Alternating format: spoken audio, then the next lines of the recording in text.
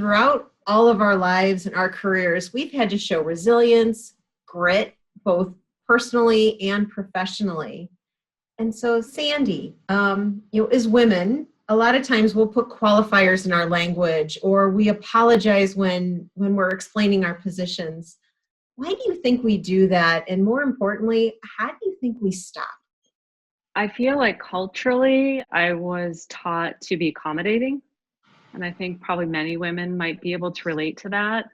I think we often apologize to take the heat off of a situation, or course correct something, even if it might not be our responsibility. In my own work practice about 10 years ago, I just stopped apologizing for anything over email. For things, because I realized it was starting to become habitual. And every time I started typing a message that started with some form of sorry, but, or sorry, oh, I'll get that to you, I just delete and rewrite.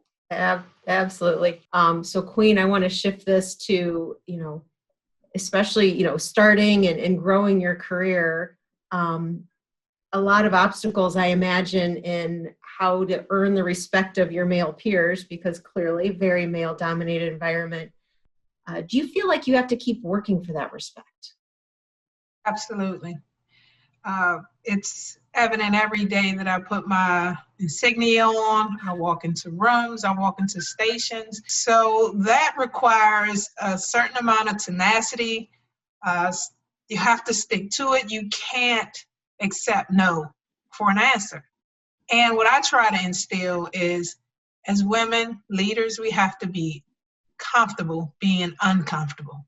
So Adrienne, what stereotypes have you run into, and how have you been able to crush them?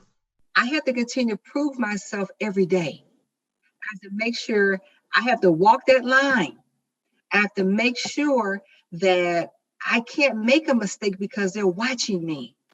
I have to be better. I have to be the best.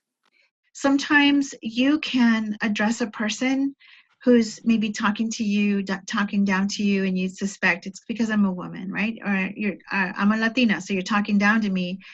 And you can address that person and remedy that situation, but really it's about building the capacity around that.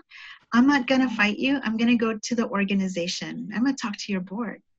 My favorite phrase has been, get in, turn around, and knock the door down. And I had a person ask me, like, that's such a violent, description. And I also have used the word infiltrate, right? I'm like, we're gonna get in. I like that. Yeah, we're gonna get in. We're gonna shape policy. Same thing. Somebody said, why the word infiltrate? And I said, because we haven't been invited. We will stop infiltrating when we get the invitation. It's not about us. It's not about me. It's about paving the way and knocking down those barriers and being vocal and being honest about the things that we've seen and using all the wits we have to dismantle them.